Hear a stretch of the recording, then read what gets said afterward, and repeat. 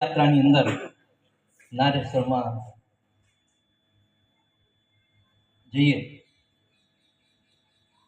ઓ ચાલો ચાલો શ્રી ગુરુ દર્શન ને કાજ નારેશ્વરમાં જઈએ. બસ ઊભી રહી. આર્યવા રેસ્ટોરન્ટ સાયબર કોર્નર કરી આ કેવલાનંદ દાદાની મઢુલી. ઓહો, પ્રવેશ દ્વાર. ના, પણ આપણે તો પહેલા નર્મદા સ્નાન કરવા જઈએ. અહીંયા તો કોઈ રોકટોક કરનાર નથી. રંગ અવધૂત રે રંગ અવધૂત, નારેશ્વરનો નાથ મારો રંગ અવધૂત. આવો, આ પગથિયા આવી ગયા. અરે, આ તો ઇન્દુભાઈએ બનાવ્યું રંગ સદન. ઓહો, આ બાજુ પડી પછી આટલા બધા એપાર્ટમેન્ટ. ચાલો દર્શન તો કરીએ. અને પગથિયા ઉતરતા ઉતરતા નર્મદામાં સ્નાન કરવા. પૂર્વ દિશા તરફ સામે વેળું ગામ છે. ઓહો, આછી પર્વતમાળા, ધુમ્મસ પણ છે, ઠંડુ પાણી છે.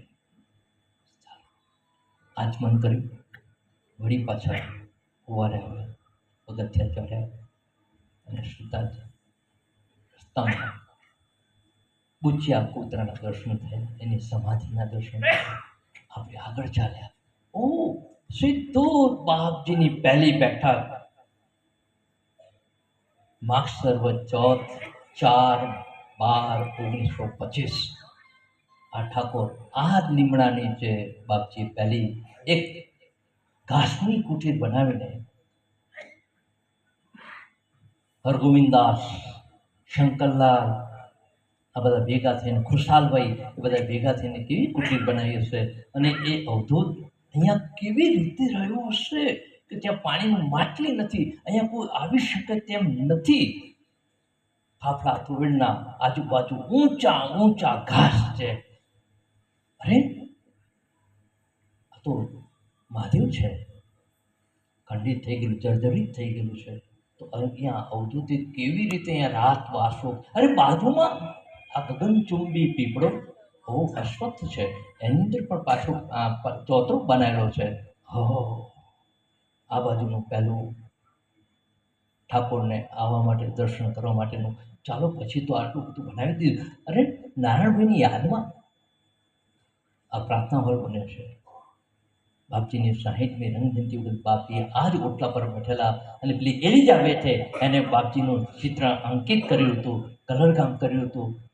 હો, ગુરુદેવ દત્ત પ્રાર્થના મંદિરમાં જઈએ. અરે, આ તો રાજપીપળાના મહારાજ સાહેબે આપેલો આ સિંહાસન તો જુઓ, પણ બાપજી એનો સ્પર્શ પણ કર્યો નથી. અને માજીનો જે પ્રજાપતિએ બનાવેલો 1962ની અંદરનો આ ચિત્ર, માજીનું ચિત્રાંકન કરેલું છે. માજી હમણાં બોલતા ના હોય. અરે, નીચે પણ બાપજી બિરાજમાન છે. સામે બાપજી પરિક્રમા કરીને આવ્યા હતા એ ચિત્ર દર્શન. આ બાજુ પહેલા તો 3 ચિત્ર મોટા જે પ્રજાપતિ બનાવેલા હતા. એક ફોટો જે વચ્ચે છે અત્યારે અંબાલાલે બનાવેલો છે એ વખતના.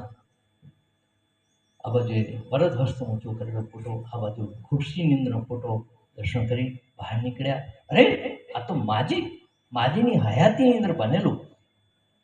બાપજી શ્રીયંત્ર એની નીચે બિરાજમાન કરેલું. પ્રાગજી મિસ્ત્રી, વાણી કાકા, જગજીવન ગાંધી. અરે, ઓહો, મોદી દાદા, આ બધાને કેમ ભૂલાય. અને માજીના હયાતીની અંદર આ બાપજીની મૂર્તિ.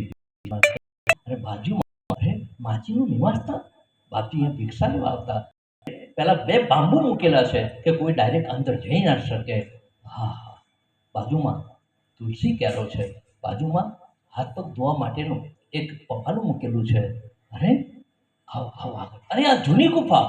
હો, અહીંયા તો બાપજી જ્યારે બિરાજમાન થયેલા અને પેલા લૂંટારૂ આવ્યા હતા રાત્રે ને પછી સવારે ભાગી ગયા હતા. કેટલી ઘનઘોર છે. અરે, આ બોરસલીનું ઝાડ, એના નીચે તો બાપજી ખુરશી નાખે એટલા ઠંડે મસ્તીથી બિરાજમાન થતા. અરે વાહ, ગુરુદેવ દત્ત બાપજી, ગુરુદેવ દત્ત. આ બાજુ આવ્યા. હો, ઘેંઘોર કટાધાર બેઠો બેઠો નારેશ્વરની માય અવધૂત બેઠો છે. એની છાયા છે, લીમડાની છાયા. અવધૂત બેઠો છે. ઓ, અરે આ ઘેંઘોર, અરે અંદર જઈ શકાતું નથી, સૂર્યનું કિરણ પણ આવી શકતું નથી. અને એ અવધૂત ચશ્મા ગોગલ્સ પહેરીને પગ પર ચડાવીને આપણી રાહ જોતો બેઠો છે. ગુરુદેવદત્ત બાપજી ઓમ પ્રદક્ષિણા કરી. અરે આ મચ્છર બંગલો, અરે પણ મચ્છર બંગલો પણ બાપજી એક દિવસ પણ એને વાપર્યો નથી. બનાવનારની એકની ભાવનાને એને પ્રસાદીનો બનાવી દીધો. અને હા, અરે અક્કલકોટનો આ સ્વામી મહારાજના શિષ્યને આપલી આ પાદુકા, જે બાપજી એનો દર્શન કરી શયન કરતા, એને પ્રદક્ષિણા કરતા. અરે આ મુલાકાતી ગૃહ, ઓ બાપજી જ્યારે મૌનની અંદર એ જ પાઠ ત્યાં બેસતા અને એ લતા મંડપની અંદર શાંતિથી સંધ્યા કાળે સાંજના 4 વાગ્યાથી એ 5:30 સુધી ત્યાં બેસતા અને કોક વાર સ્લેટ પેનનો પણ ઉપયોગ કરતા. અરે આ શાંતિનો કેટલી ભવ્ય શાંતિ.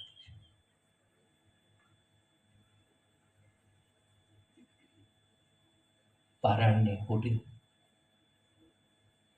આ અશ્વત્થ કેટલો ઊંચો વિશાળ.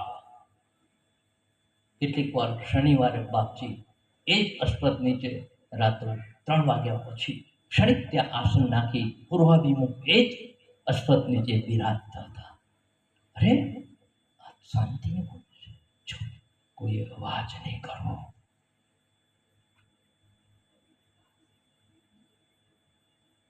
દામજી મિસ્ત્રીએ આ કાળા કાળા પથ્થરના જે તમને દેખાય છે ને જુદા જુદા અંતર ભાર, એ દામજી મિસ્ત્રીની કારીગરી છે.